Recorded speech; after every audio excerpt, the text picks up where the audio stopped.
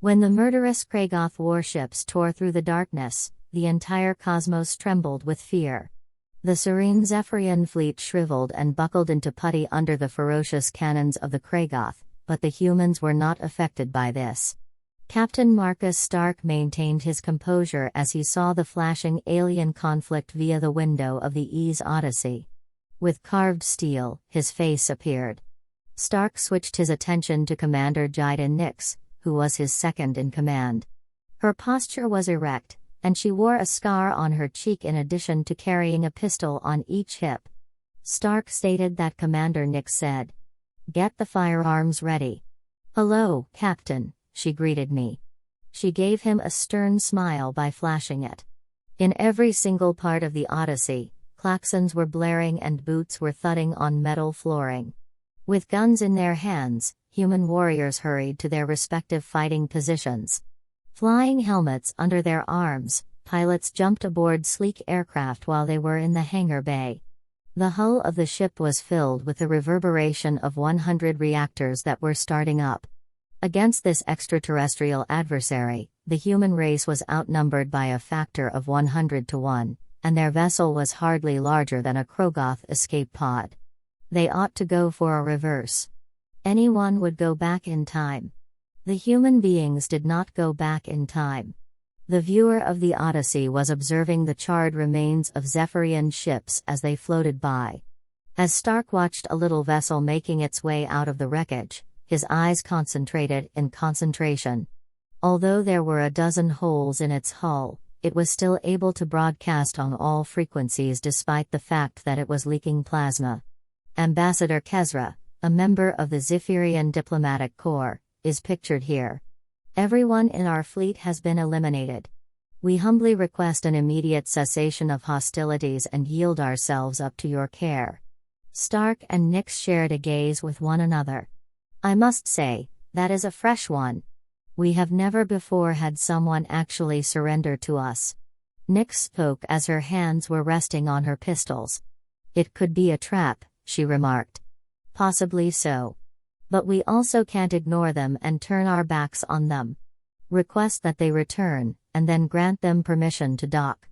Stark switched his focus to the security crew that was posted at attention close to the entrance. In the hangar bay, Sergeant, make sure that your guys are prepared. In the event that this is a fib, I want them to be dealt with. A salute was given by the sergeant. Recognized, Your Honor.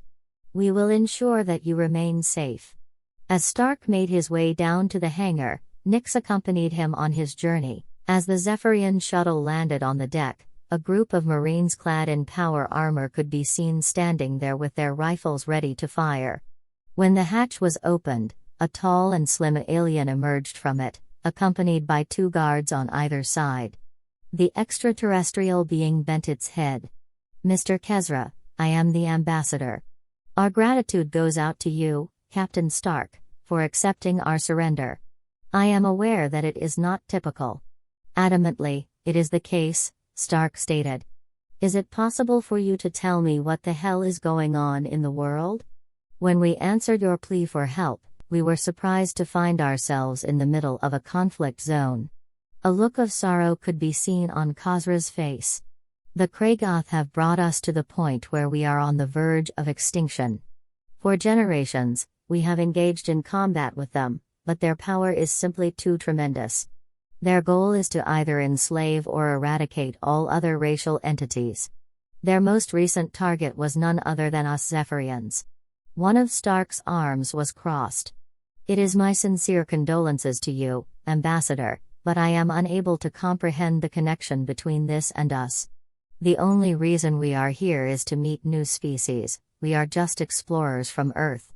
We do not wish to become embroiled in a conflict that involves other galaxies." The tone of Kezra's voice conveyed a sense of desperation as he pleaded with the captain to assist them. "In spite of the fact that my people have been subjugated, the Kragoth will not cease. They are going to keep continuing their onslaught across the galaxy until they have humanity, along with everything else, under their control." Stark's mouth seemed to be tugged by a frown. Certainly, the ambassador was correct. It seems inevitable that these Kragoth would ultimately make their way to Earth if they were indeed as dangerous as he insisted they were. In spite of this, knowingly engaging in the conflict would place a significant bullseye on the back of humanity. The decision was not one that was made on a whim. The words "orders, sir" were uttered by Nix as he leaned in close to him. "Not to my liking is this. That shuttle ought to be blown up into dust, and we ought to get out of here." A klaxon sounded across the ship just as Stark was ready to respond to the question. As the Kragoth warship decloaks off the port bow, the captain comes forward. Weapons are being charged by them. He stared at Kezra closely. It was not the appropriate time to assign blame, despite the fact that the Cretan had led the Kragoth straight to them. "In double time, we will return to the bridge. Raise shields and arm rail cannons to defend yourself. We are going to give them a fight if that is what they want." Ploss Stark made a break for it en route to the bridge. As the initial plasma bursts reached the hull of the ship began to rock. The crew members staggered, and sparks poured down from the conduits that were overloaded. They were in for a fight that would be one of a kind. The Odyssey's shields were hit by yet another plasma blast, which caused the bridge to shake violently. White knuckles appeared on Stark's knuckles as he grabbed the arms of his chair. A report on the damage. Over the din of the combat, the tactical officer yelled out, "Shoulders at 60% and holding, sir.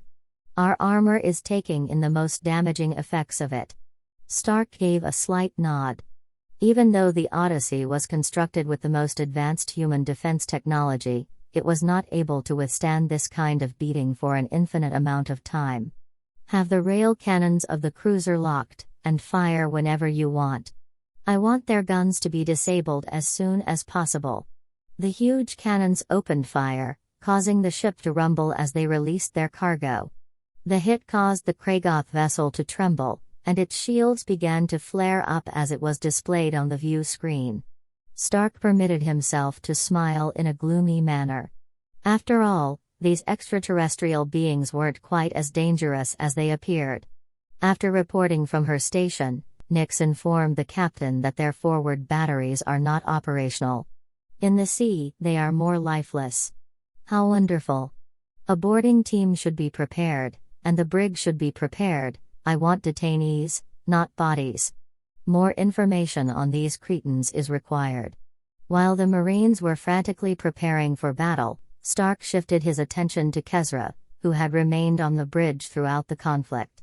"Whether we like it or not, it appears that we are now actually engaged in this conflict.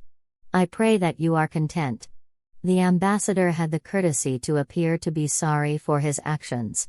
"It is my sincere apologies, Captain. Although it was never my aim to include you in our conflict, you must make sure that you comprehend the seriousness of the issue. They will not stop until they have subjugated every sentient race in the cosmos, including yours, and they will not stop until they have done so." Stark lightly scratched his chin, and he could feel the stubble rubbing against his fingers. As Kezra had predicted. What a swine. If the Kragoth were as cruel as he claimed they were, then it is possible that they are already aiming their weapons at Earth. They were required to take action. In an effort to jolt the captain out of his reverie, Nick informed him that the boarding shuttle had arrived at the same location as the hostile vessel. "The level of resistance they report is low. The majority of the crew has either passed away or were injured. Please tell them to sweep the ship and transport the top officers to the brig. I would like to have a brief conversation with our new guests about the situation." After 1 hour had passed, Stark continued to stand outside the cell that contained the Kragoth captain and his lieutenants. They were humanoid in appearance, but taller and more bulky, with green skin that was mottled and eyes that blazed red with a malicious intent. Through the force barrier, the captain, who had revealed his identity to Stark as Vozak, scowled at him. Vortsak growled, his voice sounding like gravel, "I have made a grave mistake, all you human beings. Interference is not something that the Kragoth Empire takes kindly to, particularly when it comes from upstart races that are unaware of their proper place. Not impressed by the alien's bravado, Stark crossed his arms and remained unmoved. Given my current vantage point, it appears as though we have just presented you with your behind on a platter. It is possible that it is time to reconsider your technique of aggravating every species that you come across. Wartsock let out a scathing chuckle with a bark. You believe that a single fortunate victory may imply anything? Since the beginning of your journey into space, we have been keeping a close eye on you, the human race, for all these years. We recognize the potential that is within you, despite the fact that your type is nothing more than a group of fearful, weak-willed cowards who are too terrified to grasp the authority that is rightfully yours. You have the potential to become a danger to our dominance if you are not stopped. After hearing the alien's comments, Stark felt a shiver run down his spine. Since the Kragoth was aware of humans, they have been keeping an eye on them. It was a realization that was so unsettling. His voice remained firm as he stated, "So that is what this is really about for the most part. You are terrified of us, more specifically, you are afraid that we might be powerful enough to challenge you." "Not even close," Vortsock scoffed. "However, by forming an alliance with the pitiful Zafarans, you have ensured that your fate will be determined. There will be no peace for the Kragoth until each and every human being has been eradicated from existence. Your cherished planet will soon be consumed by flames, and your species will be reduced to a mere footnote in the annals of cosmic history forever." The wrath that was building up inside of Stark caused him to clench his fists. However, he was able to keep himself in check and prevent himself from reaching through the force barrier and choking the conceited jerk. Wartsock was actively trying to induce a response from him by provoking him. The satisfaction he sought would not be given to him. As Stark spoke, his voice was as icy as ice. "We'll see about that," he said. "The meantime, I hope you are enjoying your new living arrangements. I have heard that the food is poor, but the scenery is just beautiful.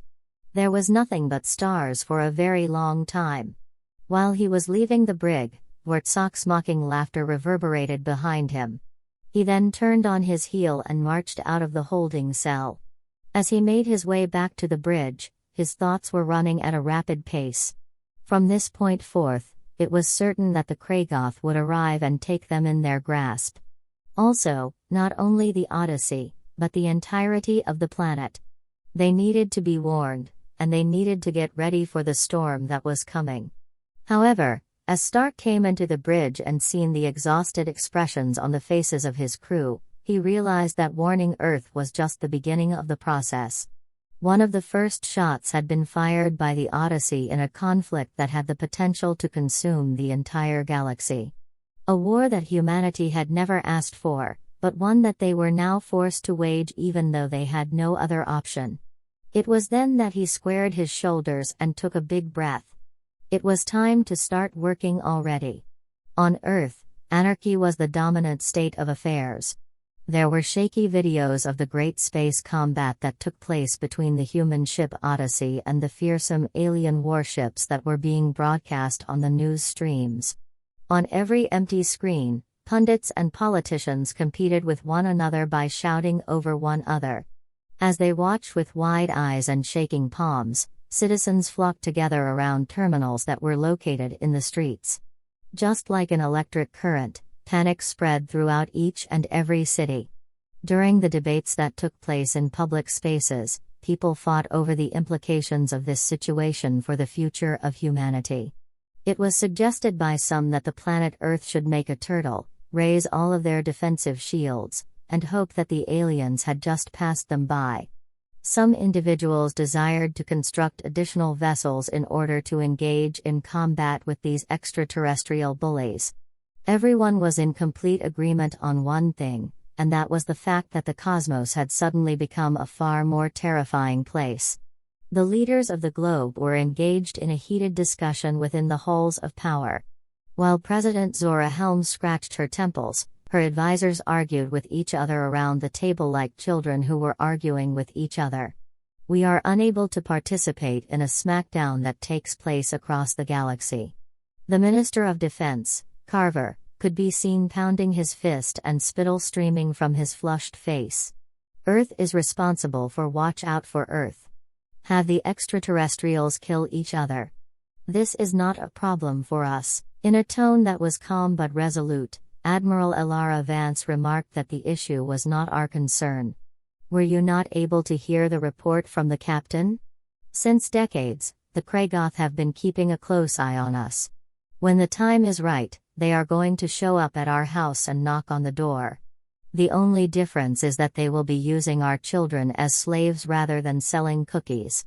Helms extended his hand in an attempt to prevent Carver from expressing himself further.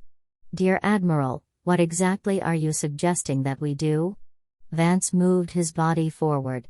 A partnership with the Zephyrians as allies.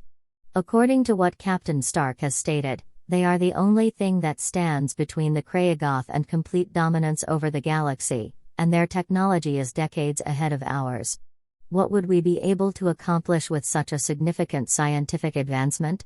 Earth could be fortified, our fleet could be upgraded, and we might even be able to discover the secrets of advanced fast-forward travel. Carver laughed in a mocking manner. Have you decided that you would like to get friendly with a group of aliens that are already in a precarious situation? What use are they to us if they are getting kicked in the rear end as they sleep? Vance argued that they were courageous enough to sacrifice themselves in order to warn humanity, and that they were powerful enough to combat the Kragoth for hundreds of years of their lives. When the hammer is dropped, I want to have that kind of ally by the side of mankind. Helms struggled against the impulse to yell as the council continued to argue and squabble despite his efforts. There was some validity to each of the arguments, but they were running out of time. A bright red target had been drawn on the back of Earth as a result of the actions of the Odyssey. It was imperative that they were prepared for the arrival of the Kragoth. If so, how? In a different location, a meeting was taking place in a building that was not very noteworthy and was buried deep into the Rocky Mountains. It was difficult to make out the faces of the individuals who were seated around a gunmetal gray table since the light in the room was so gloomy. A gentleman with piercing blue eyes and a jagged scar over his brow steepled his fingers at the head of the table. He was the only person in the room. According to Director Remus Savich, the world is looking to their leaders for answers, but we at Saraf are aware of the truth behind the situation. It is not possible for politicians and idealistic people to save humanity from what is going to happen. Murmurs of agreement could be heard across the group of operators that had gathered. They were the most powerful individuals in the world, gathered from intelligence agencies and military special forces all around the world, and they were all working toward the same goal. The holographic projection of the galaxy appeared as Savick tapped a control panel, which brought it into view. Red and blue electricity rushed through the homeworlds of Zephyrian and Kragoth. The Zephyrians and Kragoth are only pieces that may be handled on a wider board. They are formidable players, to be sure, but they are still just pieces. One of the most important things that humanity needs to do in order to survive is to figure out what makes them tick, what their strengths and weaknesses are, what drives their technology, and what their capabilities are.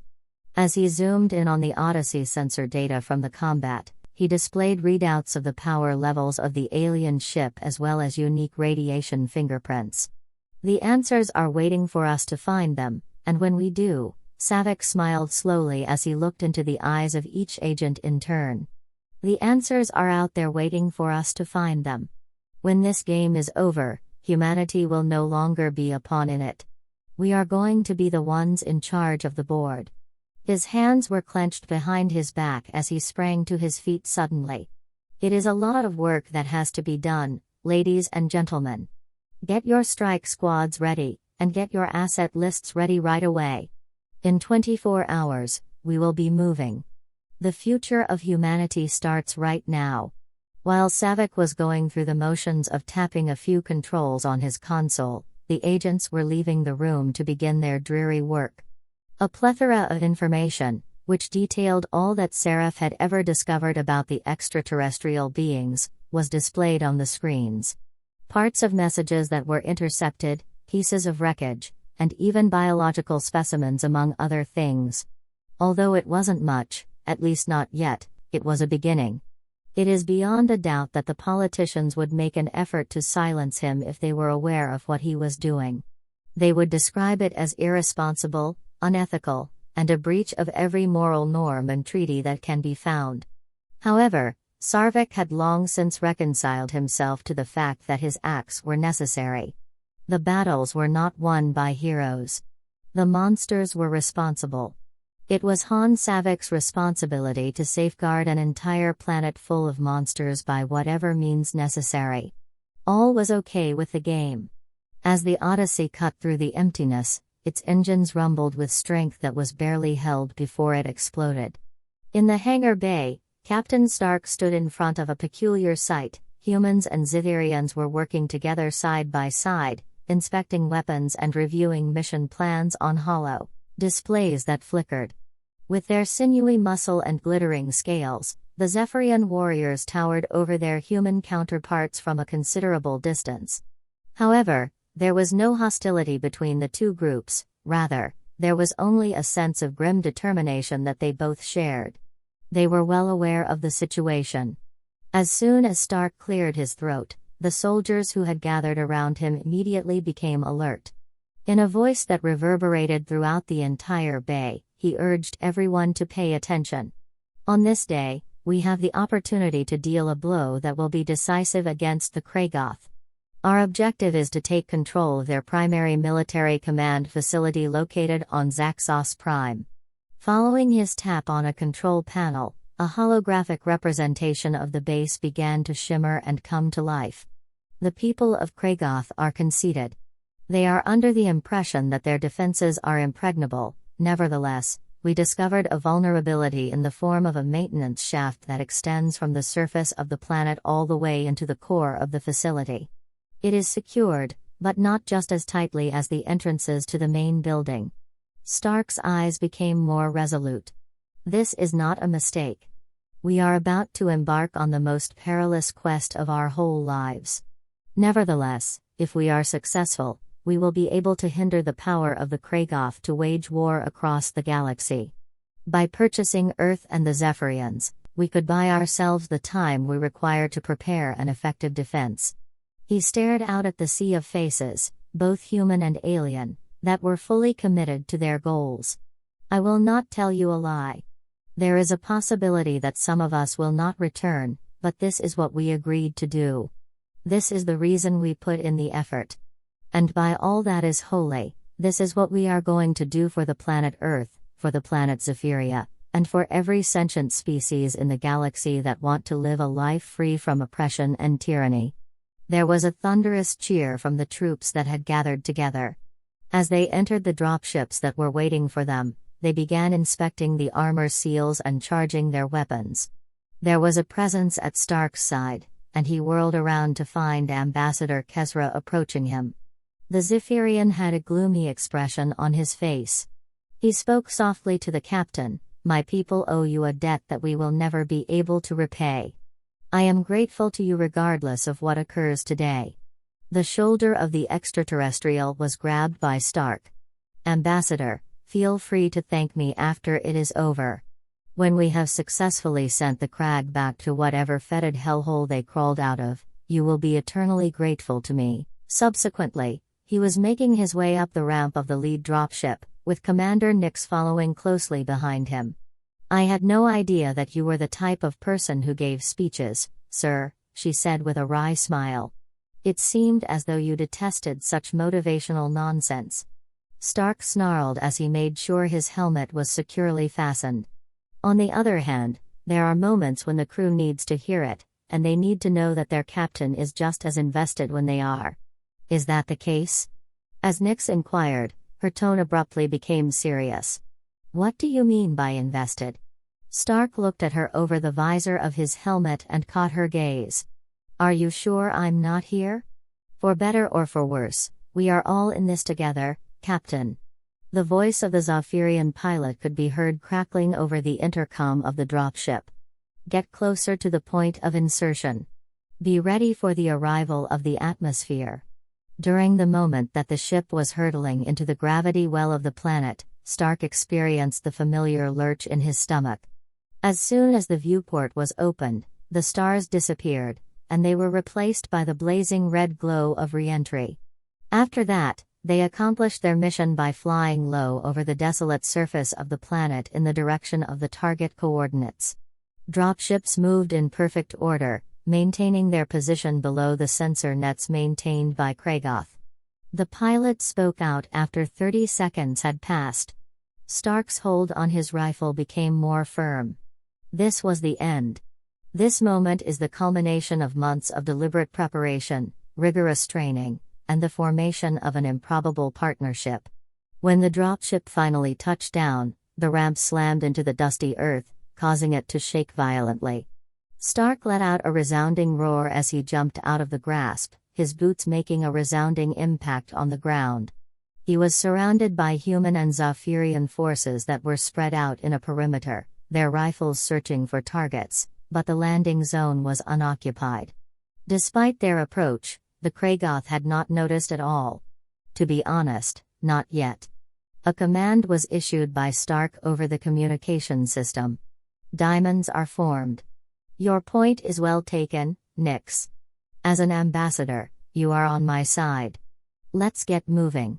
With the shadows cast by the towering rock formations that were scattered over the terrain, the infiltration squad moved out of the surrounding area. When viewed from a distance, the black monolith that was the Kragoth base appeared to be an unsightly scar on the surface of the planet. The team's tech specialist, a young Zephyrian by the name of Zal, consulted his scanner as they got closer to the target. He indicated that he was reading a strong energy output from the central structure, which was most likely the command center. This presents us with an opportunity to access the building. In the midst of the numerous pipes and conduits, he pointed to a little grate that had been installed into the base of the monolith. It was virtually impossible to see. Between the bars, there was a very slight trickle of waste discharge that was leaking out. Nyx made a wrinkly expression on her nose. A drain for sewage? Exactly why is it that it is always a sewage drain? Zal suggested that you fade away, at least it is not a rubbish chute. Do you recall the Kessel station? Throughout the entire experience, I remember you complaining about the odor. It was Stark who suggested that the conversation be curled, but there was no heat in it. Some gallows humor was beneficial to the morale of the group. Zal, please open that grate in a calm manner. The Zephyrian gave a slight nod and then pulled a handful of tools out of his pack. It was only a matter of moments before the grate opened on silent hinges, revealing a dismal and gloomy tunnel beyond it. As he faced his team, Stark turned around. This is the end, everyone. From this point forward, we will be in the very center of the beast. Maintain your composure. Be mindful of your corners. In addition, for the love of God, you must refrain from touching anything that appears to be a button or a switch. We enter, we obtain the intelligence about the situation, we plant the charges, and then we leave. Is it clear? On the communication, there was a resounding chorus of affirmatives. If such is the case, then let us go with this, and may fortune be with those who are courageous. After saying so, Stark hurled himself into the darkness of the tunnel, with the ambassador of Zephyrian following closely behind him and the rest of the crew following closely behind. Even through the filters of their helmets, the odor was so strong that it was overwhelming. It was a foul mixture of chemicals and decomposition that burned the nostrils and irritated the eyes.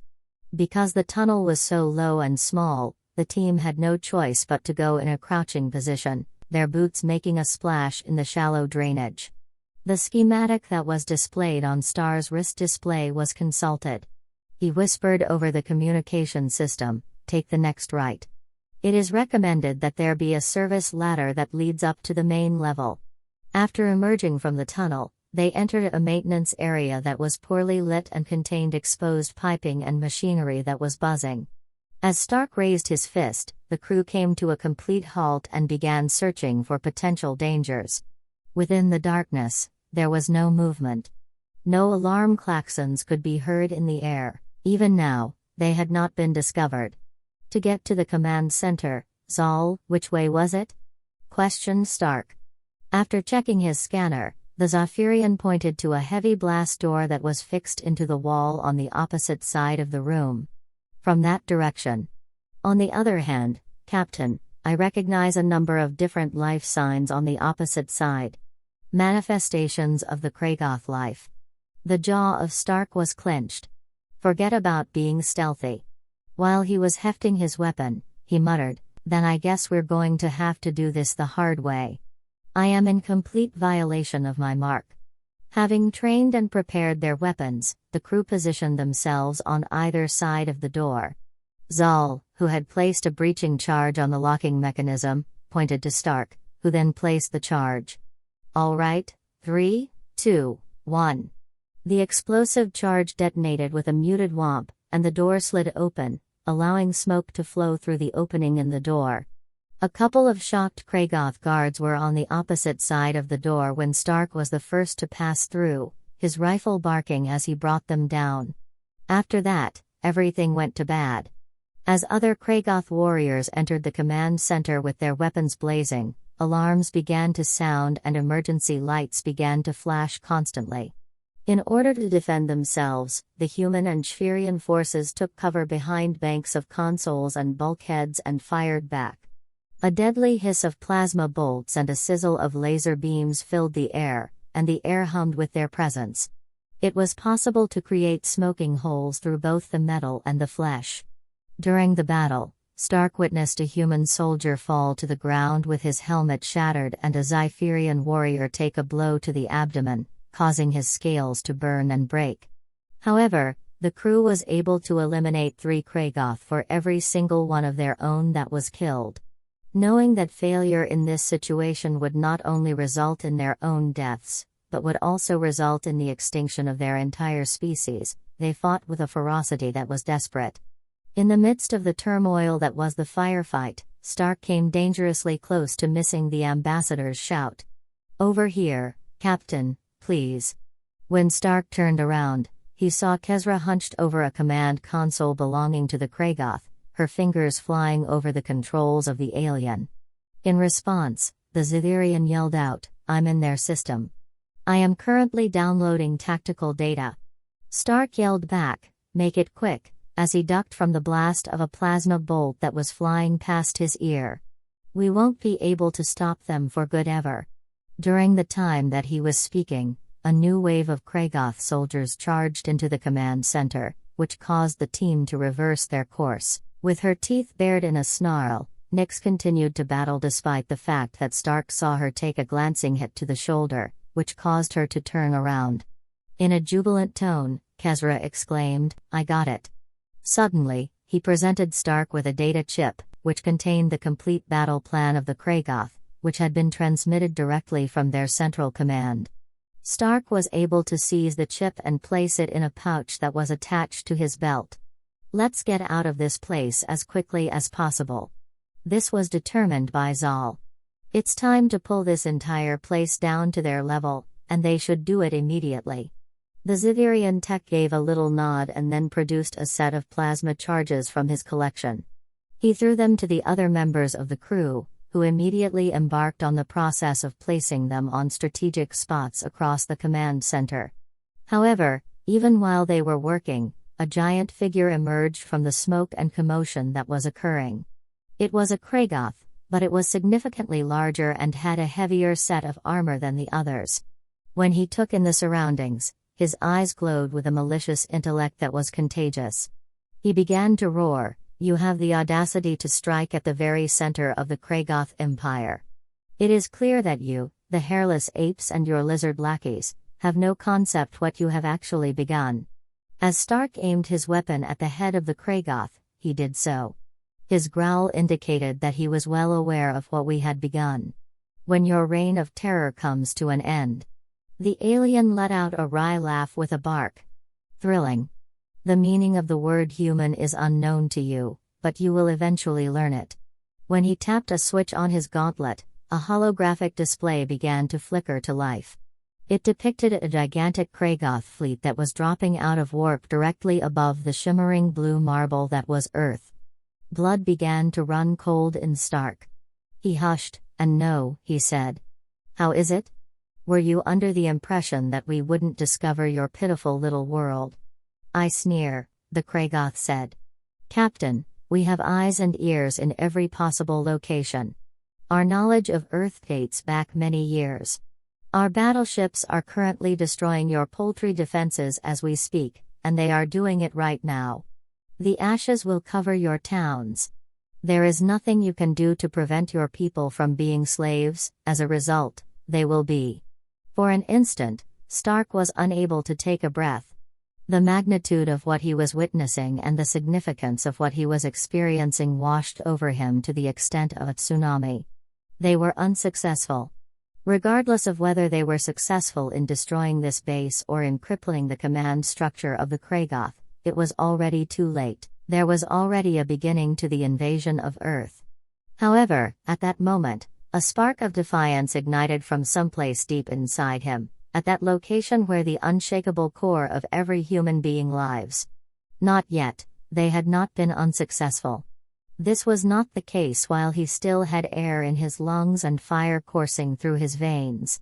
Especially not while there was still a chance, albeit a small one, to salvage their world and their race. There was a tightening of Stark's finger on the trigger. "It's possible that we won't be able to stop it," he continued, his voice low and menacing. "Nevertheless, we have the ability to cause you to bleed for every inch of land that you take. We are able to collect restitution for each and every human life that you take. To the very last man, the very last bullet, and the very last fucking breath, we are able to fight you." He flashed a vicious grin while exposing his teeth. "And in the event that we do pass away, we will do so standing. We battle until the end. We are going to die laughing in your face and spitting in your eye because that is what humans do, you son of a bitch. We are exactly like that." The visage of the Kragoth contorted in sheer wrath. The moment he opened his mouth to respond, Stark did not give him the opportunity to do so. After he pulled the trigger, the head of the extraterrestrial wrenched back, leaving a blazing hole in the scaly brow of the creature. At the same time as Stark dropped his rifle, the body fell to the deck. It was then that he spoke into the unexpected hush. "Charges set. It's time to get moving." After turning around as a unit, the team ran back in the direction they had come from, leaping over the remains of those who had fallen.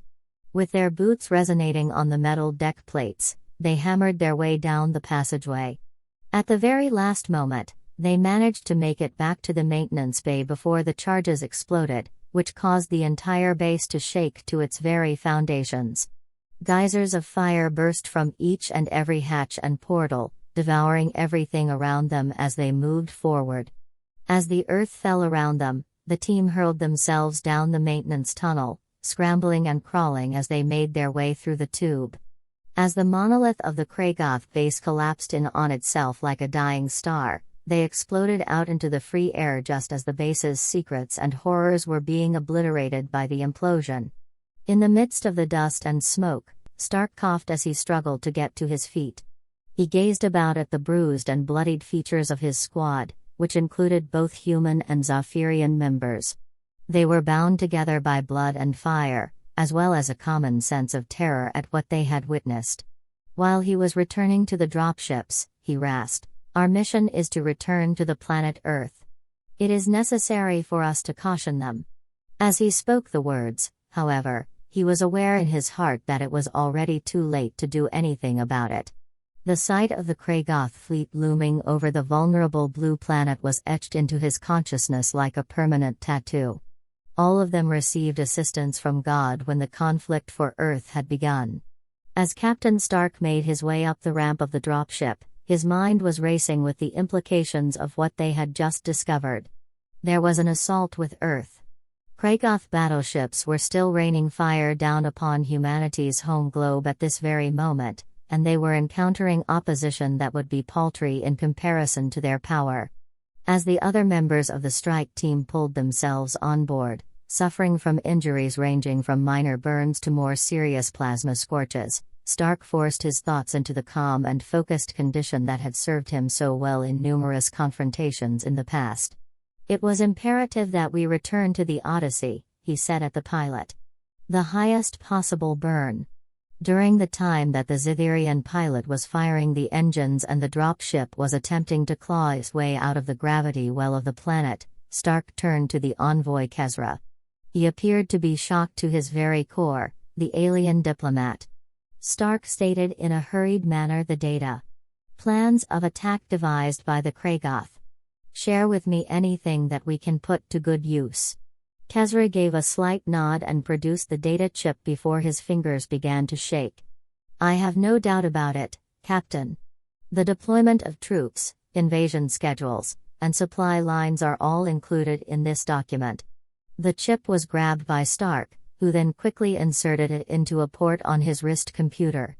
Although his eyes were racing across the scrolling lines of data, he was able to translate the alien script with an effortless reaction. As he took in what he saw, his heart sunk. The Kragoth were striking more than only the planet Earth.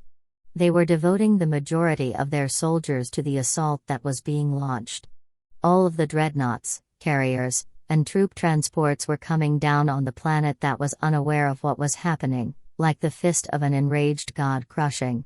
Even with this prior warning, even if they were able to get word to Earth's defenses, he was unsure as to whether or not it would be sufficient. The difference in raw power was simply too tremendous to be ignored. However, they were required to make an effort. They had no other option. The information also disclosed the line of command of the Kragoths, including the highest-ranking generals and admirals in their military apparatus. Zorvax the Unyielding, the supreme warlord himself, standing at the absolute summit of the hierarchy. Eyes narrowed in Stark's head. In the event that they were able to disrupt that line of command in such a way that caused turmoil and confusion among the ranks of the Kragoth, it would not be enough to stop the invasion, but it could buy Earth some valuable time. They were once again engulfed by the darkness of space as the dropship shook violently as it sliced through the upper atmosphere. Despite the fact that her hull was dented and damaged from the earlier combat, the Odyssey continued to be proud and belligerent as she approached. Stark was already issuing commands over the communication system as they started to dock. "My name is Bridge, and I am the captain. Please set the course for the maximum velocity of the Earth, and establish a direct line of communication with Admiral Vance at Terran Command. The Alpha Channel with priority." He shifted his attention to his worn-out and beaten crew. "Individuals, we are not yet finished. Is it even remotely possible that the Kragoth might go to war? They will never forget the combat that we are going to offer them." Kezra whispered to the captain, "My people, we are not a species that is hostile toward war. Even when we were confronted with aggressiveness, we never stopped looking for ways to achieve peace. In spite of this, you have arrived at the conclusion of the tale. Would you be willing to show your support for me by liking this video and subscribing to my channel if you found this narrative to be enjoyable? In addition, I will give a heartfelt response to each and every comment that makes the statement that I enjoyed the story. Your time is greatly appreciated.